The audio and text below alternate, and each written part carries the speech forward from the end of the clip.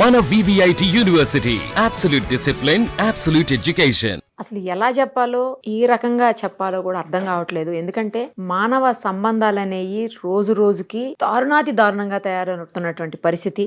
తండ్రితో సమానమైనటువంటి ఒక వ్యక్తి 16 ఏళ్ల చిన్న అమ్మాయిని ట్రాప్ చేసిందే కాకుండా తల్లిదండ్రులకు దూరం చేసేసి ఇవాళ ఆ తల్లి బాధకి వేదనకి కారణమయ్యాడు. తండ్రితో సమానమైన వ్యక్తి అసలు ఆ పిల్లని ఎలాగా ట్రాప్ చేశాడు, అసలు నాకు ఏం అర్థం కావట్లేదు. ఆవిడ చెప్తుంటే నా మైండ్ అంతా బ్లాంక్ అయిపోయింది. నేను ఆఫీస్ నుంచి షూట్కి వెళ్తుంటే నాకు ఎదురు పడ్డారు వాళ్ళు. ఆఫీస్లో డైరెక్ట్ గా ఆఫీస్కి వచ్చినట్టున్నారు. వాళ్ళు ఎవరో కూడా నాకు తెలియదు. అసలు ఆవిడ ఆవేదన, బాధ, ఆవిడ ఏడుపు అంతా చూస్తుంటే ఇమ్మీడియట్ గా అసలు ఏం జరిగిందో తెలుసుకుందామని చెప్పి నేను ఇప్పుడు ఎదురుగుండా తీసుకొచ్చి కూర్చోబెట్టానామని. ఆమె ఫేస్ రివీల్ చేయడం కూడా నాకు ఇంట్రెస్ట్ లేదు. ఎందుకంటే ఒక మైనర్ కి సంబంధించినటువంటి తల్లి ఆమె, మైనర్ బాలిక, ఆ అమ్మాయికి తల్లి. ఈమె ఫేస్ రివీల్ అయితే ఆమె ఎవరో అందరికి అర్థమవుతుంది అన్న ఉద్దేశంతో ఆమెను అలా కూర్చోబెట్టాను. నేను అసలు ఏం జరిగిందో ఆమె మాటలు విందాం. అమ్మ, అసలు ఎవరు మీరు, ఎక్కడి నుంచి వచ్చారు, ఏం జరిగింది, అసలు ఎవరు మీ అమ్మాయిని ట్రాప్ చేశారు, తండ్రితో సమానమైనటువంటి వ్యక్తి అని చెప్తున్నారు, ఎవరు, అసలు ఏం జరిగింది చెప్పమ్మా. నా పేరు సాయిలక్ష్మి మేడం. అమ్మా, మేము కడప జిల్లా రైల్వే కోడూరులో లవ్ మ్యారేజ్ చేసుకున్నాం మేడం. మా ఆయన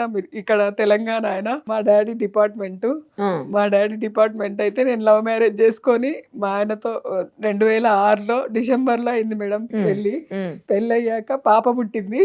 పాప పుట్టాక ఒక 10 ఏళ్ళు అక్కడే రైల్వే కోడూరులోనే ఉన్నాం మేడం.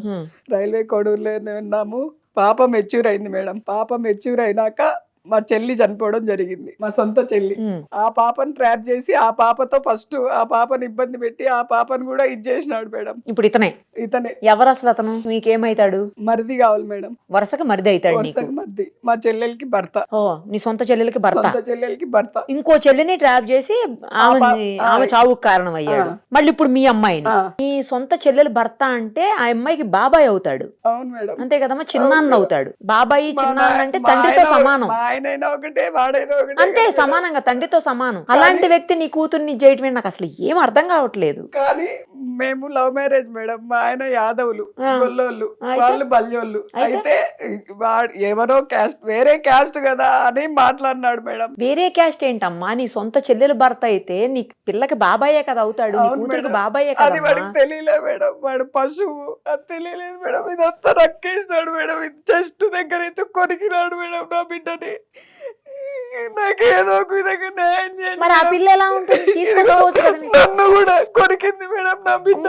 ఇదంతా కొరికి ఇంకా లోపల కూడా కొరికినట్టు ఉన్నాయి. నేను ఏం చూపించాలి మేడం? 9 నెలలు మోసుకొని 16 సంవత్సరాలు సాక్కొని నాకెందుకు మేడం ఈ బతుకు? నాకు ఈడైతే న్యాయం జరుగుతుందని వచ్చినా మేడం. మీ సమక్షంలో నాకు న్యాయం జరిపించేలా చెయ్యండి మేడం. మా నాన్న చనిపోవడానికి కారణం కూడా వాడే మేడం. కాదమ్మా, నీ కూతురు ఏమంటే, నీ కూతురు నిన్ను కొరకటం ఏంటి నాకు అర్థం కావట్లేదు. వాడి పిచ్చి మేడం, వాడి పిచ్చి. వాడు ట్రాప్ చేసినాడు మేడం నా బిడ్డని. ఎంత ఉంటదమ్మా వయసు అతనికి? 16 సంవత్సరాలు మేడం, 2009. వాడికి 50 పైనే ఉంటాయి మేడం. మా చెల్లెల వయసు, మన బిడ్డ వయసు 3 ఏళ్ళు గ్యాప్ ఉంటది మేడం, అంతే. అంటే నీ చెల్లెలు రెండో పెళ్ళా? అవును మేడం. అతనికి ముందు బిడ్డ ఉంది. బిడ్డ ఉంది మేడం. ఆమెకి నీ చెల్లెలకి ఇద్దరికి 2-3 ఏళ్ల గ్యాప్. అవును మేడం. ఇంకా నా బిడ్డ కాడ పండుకునే వదిలి వాని బిడ్డ నేను చేసుకోవచ్చు కదా మేడం. ఏ తల్లికి రాకూడదు మేడం ఈ దుస్థితి. నీ చెల్లెలు ఏమంటదమ్మా? నీ చెల్లెలకు తెలుసు కదా ఇప్పుడు ఎక్కడుంది నీ బిడ్డ, ఎక్కడుంది అసలు నీ కూతురు ఎక్కడుంది ఇప్పుడు? మా దగ్గర లేదు మేడం. నిన్న కడప నుంచి పిలుచుకొని వస్తుంటే నేను వెళ్ళిపోతా. నిన్నంతా సిఐ దగ్గర, మా బాబాయ్ సిఐ ఉంటాడు మేడం కడపలో, ఆయన దగ్గర అంతా జరిగి ఆయన ఒక రోజు నైట్ అంతా మమ్మల్ని ఉంచుకొని మోటివేషన్ చేసి పంపిస్తుంటే, పంపించాక టిఫిన్ పెట్టి పంపించాడు మేడం.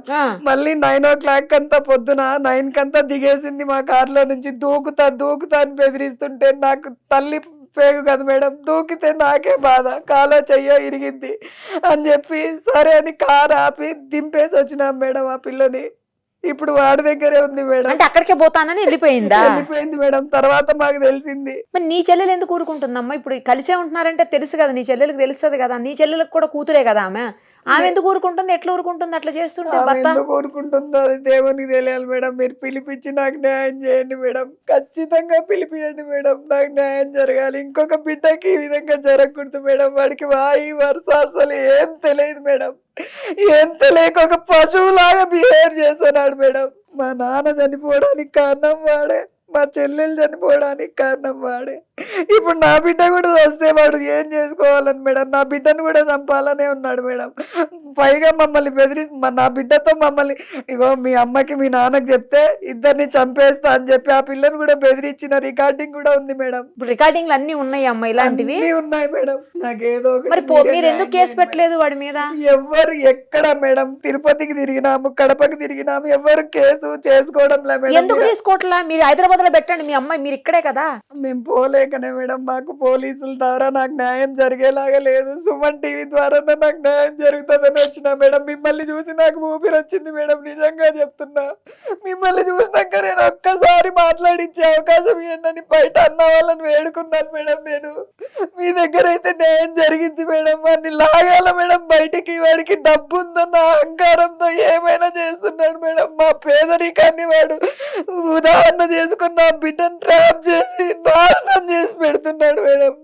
నా బిడ్డ నా దగ్గరికి వచ్చి ఎప్పట్లాగా ఉండాలి మేడం. అమ్మ నీ బిడ్డ నంబర్ ఉందా అమ్మ నీ దగ్గర? ఫోన్ ఉందా మేడం? ఫోన్ ఉందా అమ్మాయి దగ్గర? లేదు మేడం. ఫోన్ ఉందో లేదో కూడా తెలియదు మేడం. ఒక ఫోన్ ఎన్ని రోజులైంది నీ కూతురు వెళ్ళిపోయి? నేనే తీసుకొని పోయినా మేడం. కడపలో కేసు పెడదామని చెప్పి నేనే పిలుచుకొని పోతే నాకే రివర్స్ అయింది మేడం. నేను పెట్టను, డాడీ మీదే పెడతానని చెప్పి చెప్తుంది మేడం. ఆ విధంగా వాడు ఆ అమ్మాయిని ట్రాప్ చేసి ఆ అమ్మాయి వశం చేసుకున్నాడు మేడం. వాడిని అయితే వదలొద్దండి మేడం, ప్లీజ్ మేడం. ఏం చదువుతుందమ్మా మీ అమ్మాయి? First year madam, intermediate. అన్ని ఫెయిల్ అయింది మేడం. నీ చెల్లెలు ఎందుకు ఊరుకుంటుంది? నాకు అది అర్థం కావట్లేదు. అంతా అసలు విచిత్రంగా మేడం. మీరు పిలిపియండి మేడం, దయచేసి ఇద్దరిని పిలిపించి ఇవన్నీ అస్సలు కేసు పెట్టించి ఇవన్నీ అసలు బయటికి రాకుండా చేయండి మేడం. నేను అందుకనే మీ దాకా వచ్చింది. అందుకనే మేడం మాకు ఎక్కడ న్యాయం జరగట్లేదు మేడం. పేద పరిస్థితి మేడం నాది. అతని నెంబర్ ఉందా అమ్మా? ఉంది మేడం. తీస్తాడా మీ ఫోన్ నుంచి చేస్తే? తీయడా మేడం? మీ ఫోన్ నుంచి తీయడు కదా. ఇప్పుడు మరి ఫోన్ చేయమంటారా వద్దా? ఫోన్ చేస్తే అతను ఇన్ఫ్లుయెన్స్ చేస్తాడు మిమ్మల్ని, ఏమన్నా మీకేమన్నా హాని కలుగుతుందని భయపడుతున్నారు కదా మీరు? ఖచ్చితంగా మేడం. మరి ఎట్లా ఈ సమస్యకి పరిష్కారం? అసలు అతను ఎందుకు ఇలా చేస్తున్నాడు ఆ అమ్మాయిని? మీడియా వరకు మీరు వచ్చారు అంటే అతనికి అర్థమవుతుంది కదా నాకు ప్రాబ్లం అవుతుంది అన్న విషయం. మరి ఏమన్నా వెనక తగ్గుతాడేమో అని ఆలోచిస్తున్నా. టీవీ నుంచి ఏమన్నా కేసు పెట్టే ఛాన్స్ ఉంటుందా మేడం? టీవీ నుంచి డైరెక్ట్ గా మేము పెట్టడానికి ఉండదమ్మా, మీరే పెట్టాలి. ఏం చేయాలన్నా కూడా మీరే చెయ్యాలి. కేసులు లాంటివి మీరే డైరెక్ట్ గా పెట్టాలి. మేము అతనితో మాట్లాడతాము, కావాలంటే పోలీసులకి చెప్తాము, వాటి వరకు చేయగలుగుతాం తప్పించి మేము డైరెక్ట్ గా అతని మీద మేము కేసు పెట్టలేము. మీరు కాదు మేడం, నేనే పెడతాను. మీరు మాట్లాడించగలరా అని అడుగుతున్నాను. నేను మాట్లాడిస్తాను, మీరు పెట్టండి, కేసు పెట్టండి. ఇక్కడ పెట్టండి, ఫస్ట్ హైదరాబాద్ లో పెట్టండి. హైదరాబాద్ లో మిస్సింగ్ కేసు పెట్టండి. ఎవరి మీద అనుమానం ఉందో మీరు పెడితే హైదరాబాద్ లో నేను మాట్లాడతాను, వాళ్ళతో పోలీసులతోనే మాట్లాడతాను.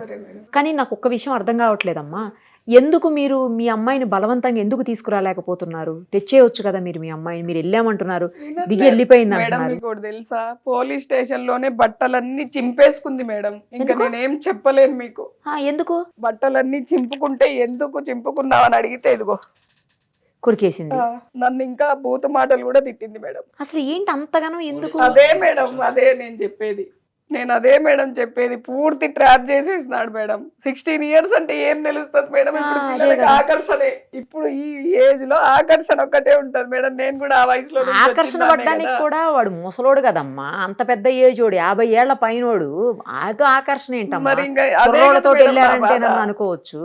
ఏదో 20 ఏళ్ల పిల్లోడు 20-25 ఏళ్ళ వాళ్ళు అయితే మనం ఓకే సరేలే అనుకోవచ్చు. 50 ఏళ్ళ పెళ్లి చేసి పంపిస్తా అని కూడా చెప్పినా మేడం. ఇంకా ఎవరు చెప్తారు మేడం? ఏ తల్లిదండ్రికి దుస్థితి రాకూడదు మేడం. మీరు ఏదో ఒకటి చేసి నాకు న్యాయం చేయండి మేడం. కాదు, అసలు మీరు బలవంతంగా ఎందుకు తీసుకురావట్లేదు అమ్మాయిని? బట్టలు చింపేసుకుంటుంది, నేను రానంటుంది అనేది. బట్టలు చింపుకుని నేను రానంటుంది మీతోటి. నేను పోయేది కోడూరుకే వెళ్తా. కోడూరు అంటే అతని దగ్గరికి. మరి పోలీసులు ఏమంటున్నారు? అక్కడ మీరు పోలీస్ స్టేషన్ లోనే జరిగింది కదా ఇది, అక్కడ వాళ్ళు ఏమన్నారు? మరి మా బాబాయ్ ఏమన్నారు? ఆయన ఆ పిల్లకి నచ్చ చెప్పారా? నచ్చ చెప్తే వినడంలా బయటికి వచ్చేస్తా, నాకు బట్టలు వేసుకోను, నేను మీరు అక్కడికి పంపించేలాగుంటేనే నేను వేసుకుంటా వెళ్తా. ఇప్పుడు అతను మీ చెల్లెలు ఈ అమ్మాయి ముగ్గురు అందరూ ఒకటే ఇంట్లో ఉంటున్నారా? కాదు మేడం, నేను తీసుకొని వెళ్ళి నా కేసు పెట్టాలని తీసుకొని వెళ్తే నన్ను మాయపుచ్చేసింది. నేను రాననింది మేడం. స్టేషన్ మెట్లు చూడంగానే నేను రాను లోపలికి, నేను డాడీ మీదే రివర్స్ అయితా అని చెప్పింది. సరే అని నేను 2 దెబ్బలు కొట్టాను మేడం. కన్న తల్లి కొట్టే హక్కు ఉండదా మేడం? అయితే మా బాబాయ్ సిఐ బస్ లో వెళ్ళిపోయింది మేడం. నేను కోడూరుకి వెళ్తానని చెప్పి నన్ను మాయపుచ్చి స్టేషన్ నుంచి వెళ్ళిపోయింది. బస్సులో నుంచి దిగుదురా అని చెప్పి పిలిచే టైంలో ఏమైందంటే పట్టుకున్న డ్రెస్ అది మెత్తబడింది మేడం, అది కొంచెం చిరిగింది. మ్హూ. రివర్స్ నన్నే మాట్లాడింది, నువ్వు చింపేసావని. దాదాపు 5-6 కిలోమీటర్లు నన్ను పరిగెత్తిచ్చింది మేడం. ఆ.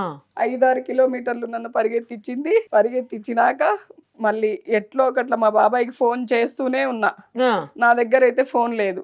నాకు ఇంట్లో ఈ గొడవల వల్ల మా ఆయన నేను చికాకులు పడి కొంచెం ఫోన్ కూడా నాది పగిలిపోయింది. ఆ. ఎవరి ఫోన్ దొరికితే వాళ్ళ ఫోన్ నుంచి కొట్టిన. ఆ. నా దగ్గర పేపర్లు రాసుకొని ఉన్నా మా బాబాయ్ నెంబరు. ఆ.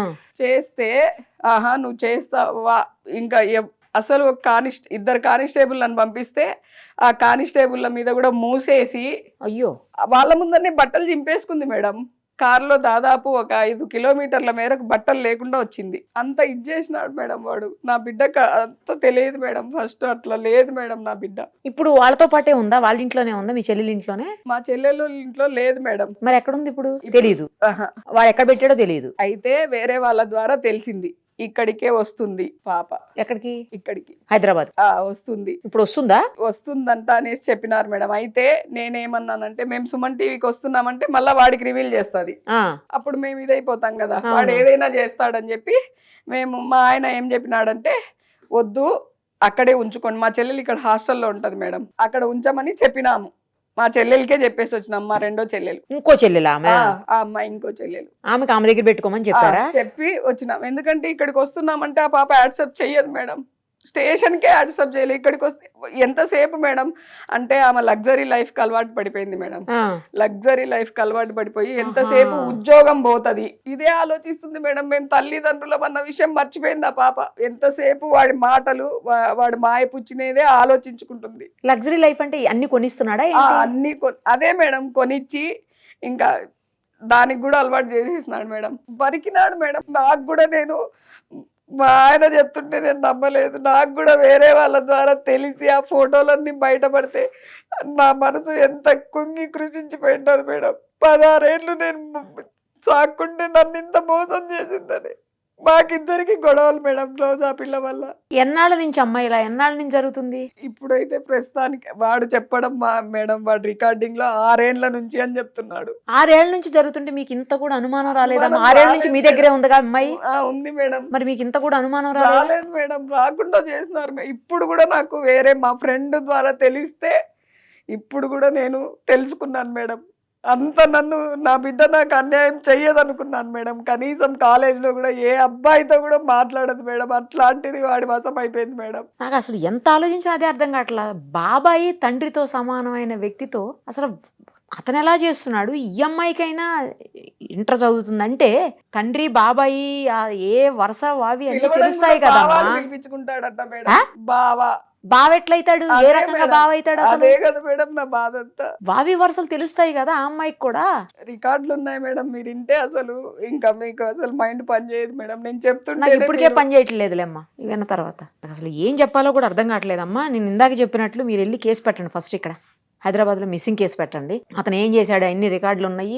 తర్వాత ఫోటోలు కూడా ఉన్నాయి కదా, అమ్మాయిని కొరికిని అవన్నీ ఫొటోస్ ఉన్నాయి కదా అవి. తర్వాత ఆ అమ్మాయి అతని ఇన్ఫ్లుయెన్స్ తోటి మిమ్మల్ని చేసినవి అన్ని కూడా ఉన్నాయి కదా, కొరికిని మిమ్మల్ని కూడా కొరికింది కదా ఆ అమ్మాయి మిమ్మల్ని కొరికిని ఇవన్నీ కలిపి ఎవిడెన్స్లు అన్ని పోలీస్ స్టేషన్లో ఇవ్వండి, పోలీసులతో మాట్లాడతాం మేము. సరేనా? ఇక అంతకంటే మార్గం ఏం కనిపించట్లా నాకు. పోలీసులే అమ్మాయిని తీసుకుని రావాలి. తీసుకొని వచ్చి కౌన్సిలింగ్ అన్న ఇస్తే డాక్టర్ దగ్గర తీసుకొని మైండ్ సరిగా లేనట్టుంది నీ కూతురికి. ఆ అమ్మాయికి డాక్టర్ దగ్గర పోలీసుల దగ్గర కౌన్సిలింగ్ ఇస్తే సెట్ అవుద్ది నాకు తెలిసి. ఎక్కడన్నా హోమ్ దాంట్లో అయినా పెట్టేయండి. అది ఏదో ఒకటి. ఫస్ట్ మీరు పోలీస్ కేసు పెట్టండి. ముందు పోలీస్ కేసు పెట్టండి అమ్మా. పోలీస్ కేసు పెట్టి ఆ తర్వాత ఏం చేయాలనేది చూద్దాము. అవసరమైతే నేను వస్తాను మీతో పాటు. సరేనా? అక్కడికి వస్తాను, అమ్మాయి దగ్గరికి వస్తాను. ఏదో ఒకటి చేయండి మేడం ప్లీజ్ మేడం. నా బిడ్డలాగా ఇంకొక జీవితం నాశనం చేయకూడదు మేడం. వాడు నాకంత కడుపుకోతుందంటే అంత కడుపుకోతుంది మేడం. చంపుకోలేను కదా మేడం, పుట్టించుకొని చంపుకోలేను కదా మేడం. కన్నదాన్ని ఎట్లా చంపుతావులేమ్మా? అంత ధైర్యం రావట్లే మేడం. ఆ పిల్ల నిన్న దిగిపోయినప్పటి నుంచి నాకు అన్నం కూడా తినబుద్ధి కాక నేను అసలు నేనేం చేస్తున్నానో కూడా నాకు అర్థం కాక ఎందుకులే మేడం నా బాధ అంటుంది. నా తోబుట్టువే ఇట్లా చేస్తుంది అనేసి ఎంత బాధగా ఉందంటే. ఆమె ఏం చిన్న జాబ్ కాదు మేడం, డిప్యూటీ తహసీల్దార్ లెవెల్లో ఉండి అన్నీ తెలిసి కళ్ళు మూసుకొని ఉంది. ఏంది భగవంతుడు నాకెందుకు ఈ పరీక్ష అని చెప్పి ఎంత బాధపడుతున్నానంటే అంత బాధపడుతున్నా మేడం. మీ దగ్గరకు వస్తే న్యాయం జరుగుతుందని వచ్చినా మేడం. నాకు ఏదో ఒక విధంగా న్యాయం చేసి వాడిని జైలుకు పంపించి ఏర్పాటు చేయండి మేడం. వాడు వద్దు మేడం, బయట అసలు బతకడానికే లేదు. నా బిడ్డలాగా ఇంకా ఎంతమందినైనా చేస్తాడు మేడం వాడు. మాకు ప్రాణహాని కూడా ఉంది మేడం. ఖచ్చితంగా ఇది రివీల్ అయితే ఖచ్చితంగా మమ్మల్ని ఉంచాడు మేడం వాడు. నా బిడ్డని మమ్మల్ని అందరినీ చంపేస్తాడు. నాకు 5 ఏళ్ళ బాబు ఉన్నాడు మేడం వాడు. మీరు ఇది కూడా పెట్టండి అమ్మా, కేసు పెట్టేటప్పుడు ప్రాణహాని ఉందని కూడా కేసు పెట్టండి అమ్మా. కేసు పెట్టి ఎవిడెన్స్లు అవన్నీ పోలీస్ స్టేషన్లో ఇవ్వండి, పోలీసులతో మాట్లాడతాం, సరేనా?